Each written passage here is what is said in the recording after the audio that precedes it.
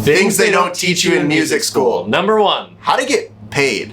How do I get paid? And what does that even mean? Because I know the music school is getting paid. Music school is definitely getting paid. So they got that. They check. But then once you leave music school, how do you get paid? Like, you went to Berkeley. Did you ever take a class on how to get money? No. Okay, so there's never a class like that. Literally, I remember graduating, like getting, my degree, and then I was like, you're like, I know how to play a B flat. Now, how do I make now what? money? Like, literally, now what? It's not like when you go to nursing school, you get your nurse license, whatever, and then you go apply at a bunch of different hospitals, and you get hired somewhere, and then you're like, cool, I'm going to make $120,000 this year. Yeah. I kind of was like, well, here I am. I have a degree. I can play guitar. Hire me.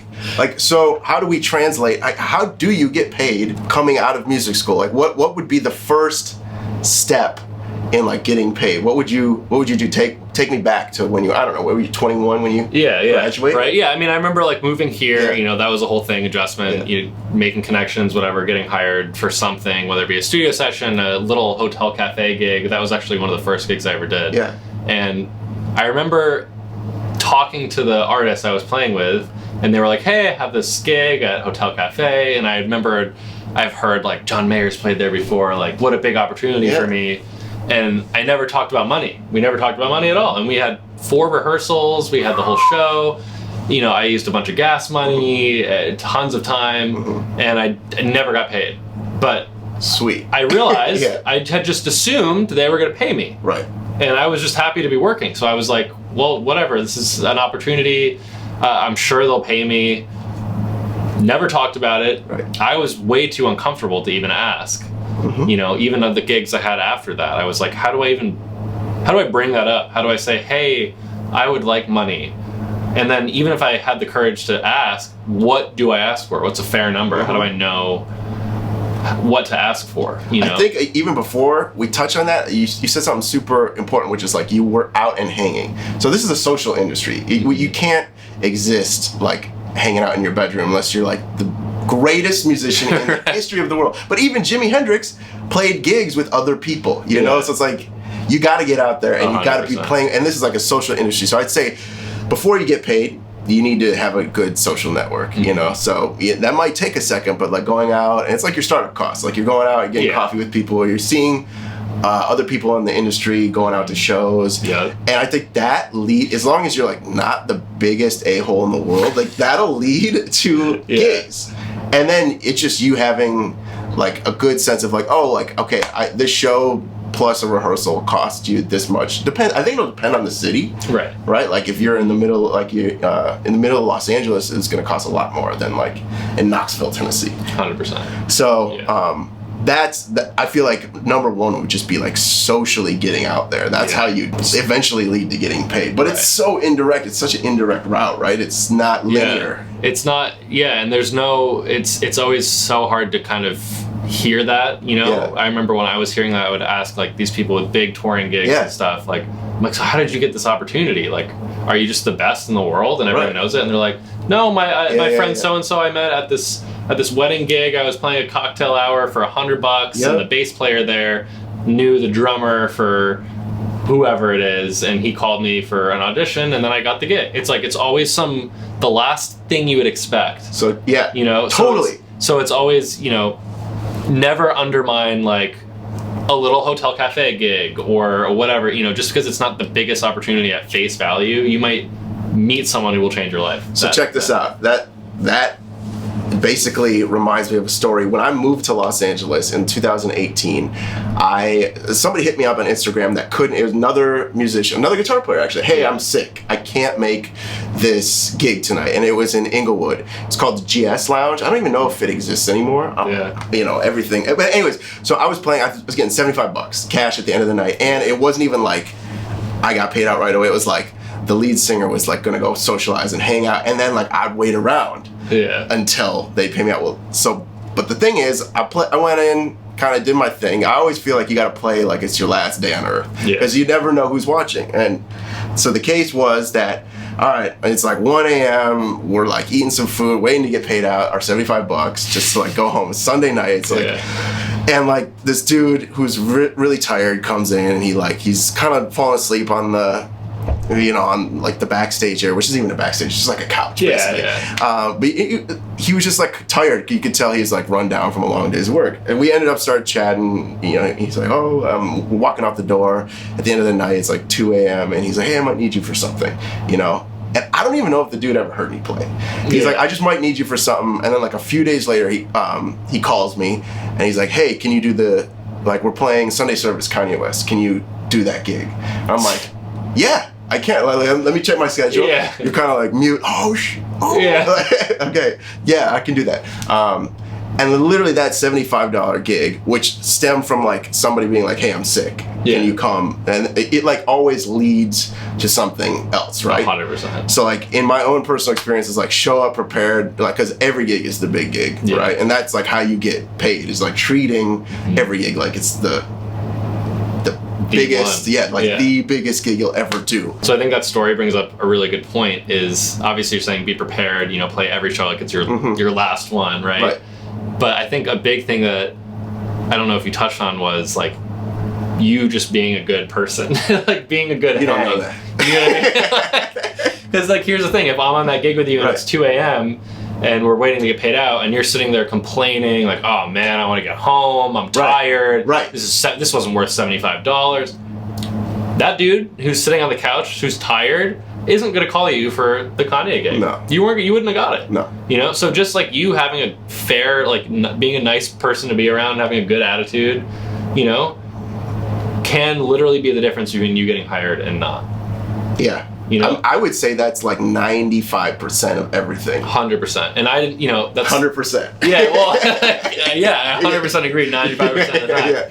Like, you know, and that's opposite. In music school, they're like, you got to be the best player, and if you're the best player, you'll get the opportunity. And then you move here to Los Angeles, and you realize, you know, you always want to strive to be the best player. Yeah, of course. But I've seen people who could absolutely play circles around someone else not get a gig because of their attitude. And they, you know, the other musician they hired was like way less good at guitar. You know what I mean? Like, maybe can't even hear when they're out of tune. Like, maybe that not good at guitar still got a huge touring gig because they were the chillest freaking person to be around. So it's literally just about the hang and like surrounding people. Like you're gonna be on a bus with somebody for a long time. Like you don't want them to like be an a-hole or to smell bad. That's the thing. And no one thinks about that. Right. It's like, but basically, you know, if I'm an artist going on tour and I'm hiring you to play guitar for me,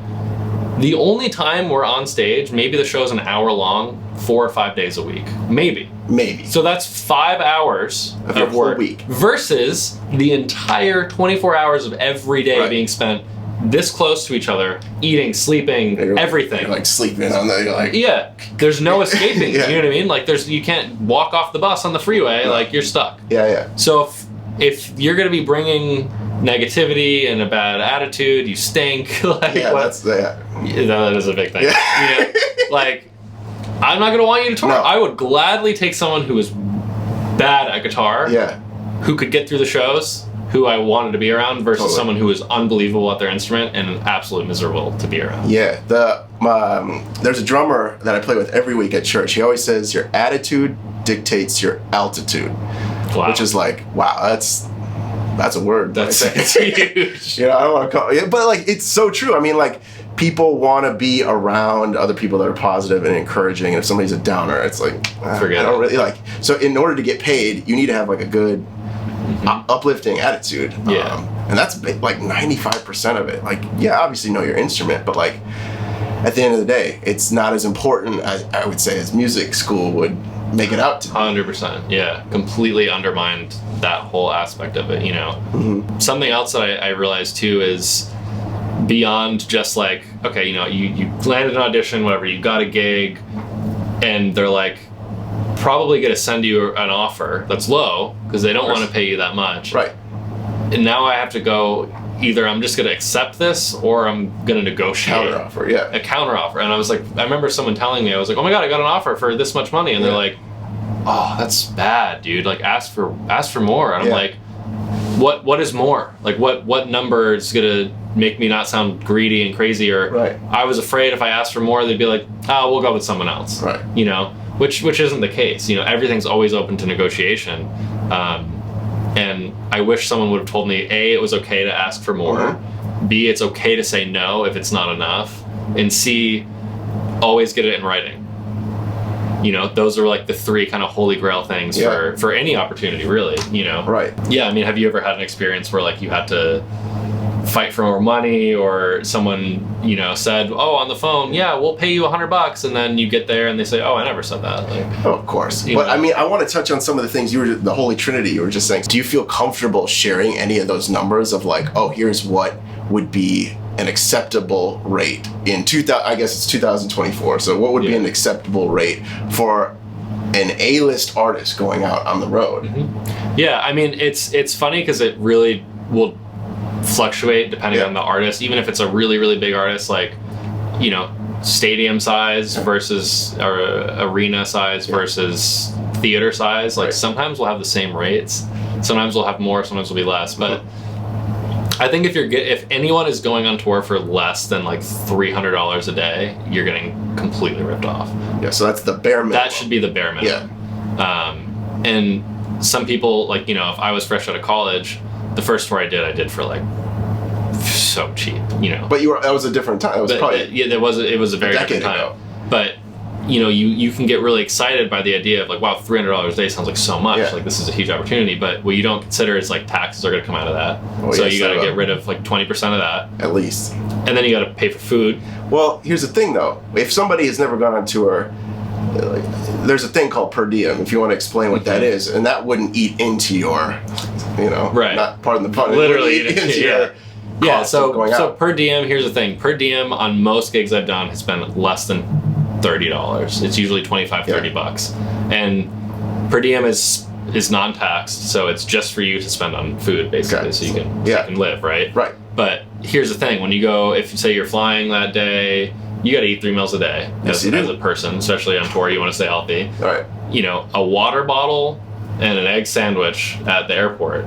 That's like $35. It's like $35. So there goes your whole per diem, and you've had an airport snack, basically. You haven't even had a nutritious meal, right? Like, and you still got to get lunch and dinner. Right.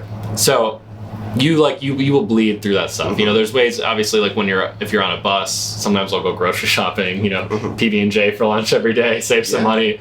But, you know, other things will come up too. Again, you were saying earlier, it's a social job. So maybe people want to go out bowling after the show, and, you know, you kind of got to go. You definitely got to go. Even if you don't want to, you know, and there goes some more money. So it's like, also, if you're just like going on tour for the first time and traveling, like you want to go to the museum, you want to go to this thing, you want to go sightseeing, whatever, you know. So, you know, 300 a day sounds good, but when you get down to the end of it, you're really looking at like 200 a day, maybe less. Maybe less. You know, which you could just work at a restaurant, make the same amount of money. You know what I mean? So generally, I'll say like I would say the sliding scale on most tours goes from 300 at the low, maybe 400 to 500 at the mid-tier, upper tier average, and then like the highest, you know, maybe like $700 to $800. Per day. Some people will try to split it up into, here's your show day rate, here's your travel day rate, here's your rehearsal day rate. They're all different.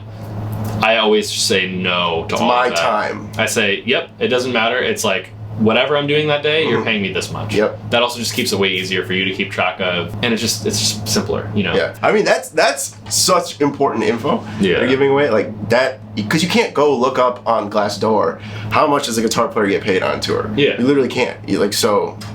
You know, it's videos like this that would help educate. And it's always changing. It's always changing too. You know what I mean? So like maybe in 2 years from now, this video would have aged poorly, and now everyone's getting $20,000 a day. Like it's almost like it's like the 80s again. So another thing that you never learned in music school, you know, say you get out to LA or to Nashville to New York, you're like, okay, I'm ready to work. How do you adapt in these new environments? Do you have to, is social media crucial? Like, do you have to have a social media presence? Do you have to have a website? How do you kind of, I guess, where do you start? You know, it's like, okay, I moved here day one. Like, again, we're not going to the hospital to apply for a nursing job. You know, where do you start? Yeah. Wow. Take me back. I mean, I cut my teeth in Chicago for about 10 years. So, you know, I'm dating myself. But where I started was literally going out and hanging with other people, going back to that social aspect, which is like going out and supporting the local arts community. Whatever, like I'll go see somebody's rock show or their, and I was, at the time, I thought I was like a jazz guy. I was like, I am gonna be a jazz titan just one day. And it wasn't the case. So like being able to adapt, like I'd go to these jazz jam sessions and I realized, and I'd go to the Green Mill and I'd go to all these places and I realized, wow, I'm not good at jazz. Like I'm not great at jazz, I guess is a better way to phrase it. Like these people are great at jazz. I'm seeing Bobby Broom go up there and rip on, you know, on the bandstand. I'm like, wow, I don't think I'm ever gonna get there. So okay, I had to like redo my brain. All right, maybe I'm better at this other thing. And at the time there was this cat, I would go down to like the South Loop, and there was this kind of like renaissance that was starting in Chicago. It was called the Gala, and it brought together like all these walks of life, from like painters to break dancers to musicians. And at the time there was this house band that was called Versatile, and I was maybe 21, just turning 22, and the house band was Versatile, and these 4 cats that grew up together, and one of them was Isaiah Sharkey, and they had all grown up together. And I remember I was attending this thing, and I was like, first of all, blown away at just the artistic like output of everyone, but then also I was like hanging out and I was like, somebody comes up to me and is like, yo, that guitar player plays for D'Angelo. I'm like, him? He's my age. Like, I thought he was like 40. Like he's, you know, he's one of the greatest guitar players to ever live and walk the face of the earth. And he's doing things I'd never heard. I'm like, wow, whatever like that is, like I want to be able to do that. That's sweet. So I adapted, right? And then I was like, okay. And then this little gala turned into a community, which turned into a lot of different gigs and like paid work. But it wasn't, I didn't go in with the mindset of like, I need to make money. Maybe I should have. That would have been more wise. But like going in with the like an open mindset of like, I don't know what I'm going to get into, and I'm down to like change or pivot if I need to. So yeah, and then that's this community. I mean, there was probably like 150 people that were part of this little renaissance back in the day in Chicago. And like we would always like not only gig together, but we'd like go hang out and eat together. And like having your community, because I feel like it's such like, music is such like you want to play with your friends in the sandbox. It's like your kids, you know, you just want to like just play with your friends. And that's why they call it playing the guitar. It's not like working at the guitar, right? Like you need to be able to play and have fun. So yeah, if you're able to like get in with a community or foster your own community, I think that'll lead to a lot of paid work. It does take time. It's like you gotta, but like, you know, you gotta water the flowers. You gotta water that tree before it grows. So it's kind of the same thing. And you might feel like, oh, I'm like watered my own tree. I am the tree because like I went to music school. So like now I'm fully, and it's kind of like, I don't know. Music school is planting the seed. Yeah, the music school is planting the seed, and then you have to like sprout up from that. What I was gonna say is, you know, outside of building your own communities and stuff, I have like a couple students or just friends in general who have been watering this seed, right? Their communities, they've been doing all the right things, and they know the right people, and they still haven't had an opportunity yet, you know? And to me, like a lot of the whole industry is just like right place, right time. It's like kind of getting lucky. Like when you were talking about the guy on the couch where you got that opportunity, you know, down in Inglewood, it's like kind of right place, right time. You know what I mean? Like your friend was sick, you randomly like, oh, I'll see if I can do this gig, oh, I can make it, you went, you know what I mean? It was like so many working variables that just like locked in, you know? And what I guess some like reassurance from what I've seen from all of my peers, everyone who's stuck it out, like within 5 years, have had something happen. I know it sounds like a long time. It's a war of attrition. Right, but everyone who is stuck at it and not given up has had that opportunity to come up, you know. Some the first week, literally. Some the first year. Some it takes, you know, a couple of years to get rolling. But like, to me, it's one of those things that if you just keep sticking with it and doing it, it will happen, which is assuring. And also like, come on, dude, 5 years, you know? But it is what it is, you know? And I think the most important thing is what you were saying, is building like real connections, real community. You know, there's always been an emphasis on building your social media presence, which is important. And it's good, but it's not necessarily as important for like, you know, I don't know as many people getting gigs off of Instagram anymore these days. It's more like the resume. It's more like a resume, exactly. It's, you know, I'm an artist, I'm gonna maybe hire you or 2 other guitar players. A lot of times, like what I'll see at auditions and stuff is like, the artist will be like, oh, I really like those 2 guitar players and those 3 drummers, like send me their Instagram, right, and I'll let you know who I pick. It's LinkedIn. It is, you know, they're like, okay, you know, I don't only care about their playing, I liked all their vibes, but I want to see like what their vibe is on Instagram, you know, like if you're posting a bunch of pictures of you doing keg stands and like going out every weekend, right. I'm like, maybe not the vibe, maybe this other guy who's like plays pool and is a huge nerd and also really good, but you know what I mean, like totally maybe the safer option, right? And it's funny, this whole idea reminds me of another idea, is that, which I've seen a lot at auditions, is, and something I never would have thought. I always thought, especially coming out of music school, best player is going to get the gig.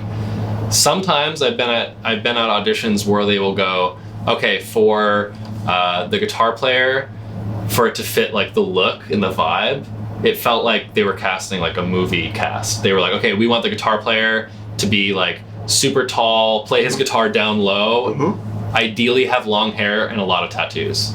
Because they're like, there's a point in the show where they want him to do a shred solo on his knees and like have his hair going crazy, right?